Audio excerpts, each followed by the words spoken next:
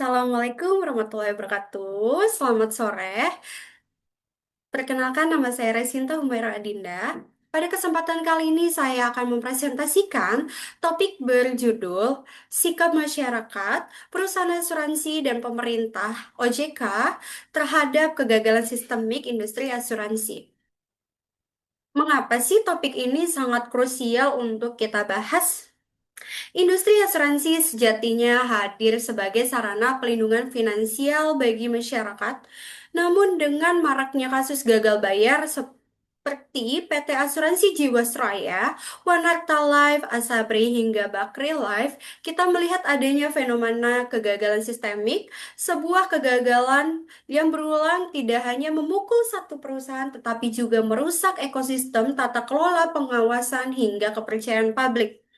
Melalui presentasi ini, kita akan bedah bersama apa sih yang sebenarnya terjadi dan mengapa disebut kegagalan sistemik, serta bagaimana seharusnya sikap yang diambil oleh masyarakat, perusahaan asuransi maupun OJK selaku regulator agar industri keuangan kita jauh menjadi lebih sehat. Mari kita bahas. Industri asuransi memiliki peran penting dalam memberikan perlindungan finansial kepada masyarakat. Masyarakat membayar premi dengan harapan perusahaan asuransi mampu memenuhi kewajibannya ketika terjadi resiko sesuai dengan perjanjian dalam polis. Namun, sejumlah kasus gagal bayar pada perusahaan asuransi menunjukkan adanya persoalan dalam tata kelola dan pengawasan industri.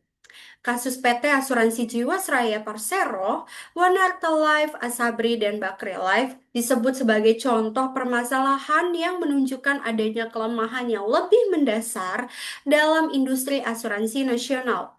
Dalam artikel media Asuransi News tanggal 31 Maret 2026, kondisi tersebut bahkan disebut sebagai kegagalan sistemik karena persoalannya tidak hanya terjadi pada satu perusahaan, tetapi berkaitan dengan tata kelola, regulasi, pengawasan, penegakan hukum, dan literasi konsumen. Masalah tersebut menjadi penting karena ketika perusahaan asuransi mengalami gagal bayar atau dicabutnya izinnya, dampaknya langsung dirasakan oleh pemegang polis.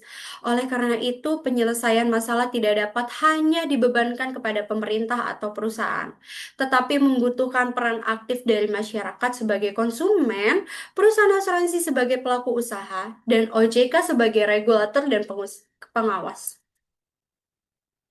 Kita lihat di sini ada kasus asuransi Jiwasraya.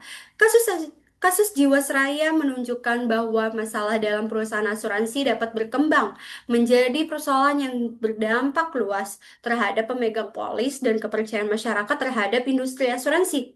Pada 16 Januari 2025, OJK mencabut izin usaha Jiwasraya di bidang asuransi jiwa. OJK menjelaskan pencabutan izin tersebut merupakan bagian dari tindakan pengawasan untuk melindungi kepentingan pemegang polis dan atau tertanggung. Setelah pencabutan izin, Jiwasraya dilarang menjalankan kegiatan usaha asuransi dan diwajibkan menjalankan proses pembubaran serta likuidasi sesuai ketentuan.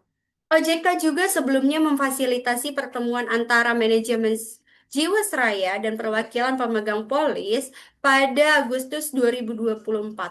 Hal ini menunjukkan bahwa persoalan Jiwasraya bukan hanya berkaitan dengan kondisi perusahaan, tetapi juga menyangkut perlindungan dan penyelesaian hak pemegang polis. Selanjutnya ada kasus asuransi Wanarta Life. Kasus Wanarta Life juga memperlihatkan pentingnya kondisi kesehatan keuangan perusahaan asuransi. OJK mencabut izin usaha Wanarta Life pada 5 Desember 2022 karena perusahaan tidak mampu memenuhi ketentuan terkait risk-based capital atau RBC, rasio kecukupan investasi atau RKI, dan ekuitas minimum. Sebelumnya, OJK telah melakukan berbagai tindakan pengawasan mulai dari penghentian pemasaran produk sejenis saving plan, pemberian sanksi, pembatasan kegiatan usaha, hingga akhirnya pencabutan izin usaha. Kasus ini menunjukkan bahwa permasalahan asuransi dapat muncul akibat kombinasi antara produk beresiko, pengelolaan investasi yang tidak sehat, tata kelola yang lemah, dan ketidakmampuan perusahaan memenuhi kewajiban kepada pemegang polis. Kenapa sih disebut kegagalan sistemik? Kegagalan sistemik tidak berarti seluruh perusahaan asuransi Indonesia bermasalah. Istilah ini lebih tepat digunakan untuk menggambarkan adanya pola kelemahan yang berulang dalam beberapa kasus. Menurut artikel media Assurance News, terdapat beberapa persoalan yang perlu diperhatikan. Yang pertama, kelemahan tata kelola perusahaan. Kedua, pengelolaan risiko yang tidak memadai. Ketiga, masalah kesehatan keuangan perusahaan. Keempat, ketidaksesuaian antara produk yang ditawarkan dan kemampuan perusahaan mengelola risiko. Yang kelima, regulasi yang perlu terus mengikuti perkembangan industri. Yang keenam, penegakan hukum yang harus lebih cepat dan tegas. Ketujuh, rendahnya pemahaman sebagian konsumen terhadap produk asuransi. Dengan demikian, solusi tidak cukup hanya dengan mencabut izin perusahaan yang bermasalah. Perlu dilakukan perbaikan terhadap keseluruhan ekosistem industri agar kejadian serupa tidak terus berulang.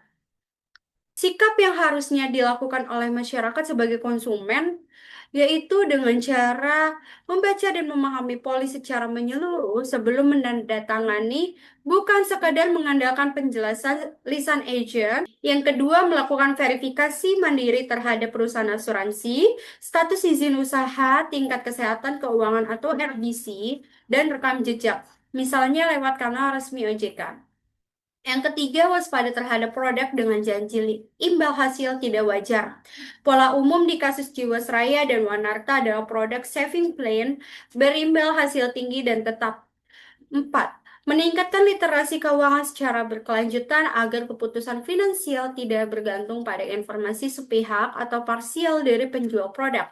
Yang kelima, aktif menyampaikan pengaduan ke OJK atau lembaga terkait bila menemukan indikasi pelanggaran serta keterlibatan kolektif, misalnya lewat aliansi nasabah untuk mendorong penyelesaian kasus. Lalu bagaimana seharusnya perusahaan asuransi bersikap? Yang pertama, tata kelola investasi yang transparan dan akuntabel, menghindari penempatan dana nasabah pada instrumen berisiko tinggi tanpa mitigasi yang memadai. Sebagaimana ditemukan dalam praktik investasi saham dan reksadana bermasalah di kasus Jiwasraya.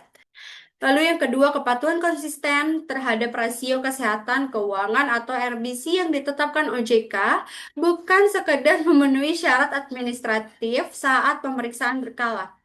Yang ketiga, desain produk yang realistis, tidak menjual produk dengan janji imbal hasil yang tidak sebanding dengan kemampuan pengelolaan investasi, edukasi aktif kepada nasabah dan pengawas terhadap agen penjual agar penjelasan produk di lapangan sesuai dengan isi polis yang sebenarnya. Dan yang terakhir, kesiapan dan itikat baik dalam penyelesaian klaim apabila terjadi masalah keuangan, termasuk komunikasi transparan dengan pemegang polis dan kerjasama penuh dengan tim likuidasi atau regulator, bukan sikap pasif seperti yang dikeluhkan nasabah dalam proses likuidasi Wanarta Life. Bagaimana seharusnya pemerintah OJK bersikap, yaitu dengan cara mempercepat penyesuaian regulasi terhadap perkembangan produk dan strategi bisnis industri keuangan agar tidak selalu tertinggal dari praktek di lapangan.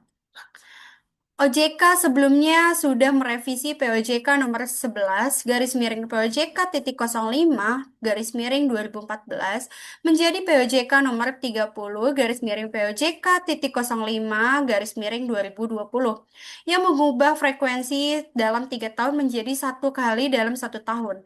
Namun kasus serupa tetap muncul menandakan perlunya penguatan lebih lanjut. Lalu selanjutnya ada pengawasan yang bersifat preventif, bukan hanya reaktif. Indikasi ketidaksehatan keuangan perusahaan sebelum berkembang menjadi krisis besar di kasus Jiwasraya dan Wanarta, masalah struktural sudah ada bertahun-tahun sebelum tindakan tegas diambil. Selanjutnya ada penegakan hukum yang cepat dan tegas terhadap pihak yang terbukti merugikan nasabah, termasuk optimalisasi pengembalian dana dari sisa aset perusahaan bermasalah. Yang berikutnya, transparansi data dan proses penyelesaian kepada nasabah. Keluhan yang berulang dari korban Wanarta Life adalah minimnya inisiatif OJK dalam mendorong percepatan penyelesaian dan simpang siurnya data jumlah korban. Selanjutnya, penguatan program literasi keuangan kepada masyarakat secara masif sebagai bagian dari fungsi edukasi dan perlindungan konsumen yang menjadi mandat OJK. Dan terakhir ada koordinasi lintas lembaga, yaitu diantaranya di dalamnya ada OJK, Kejaksaan Agung, dan Barreskrim Polri.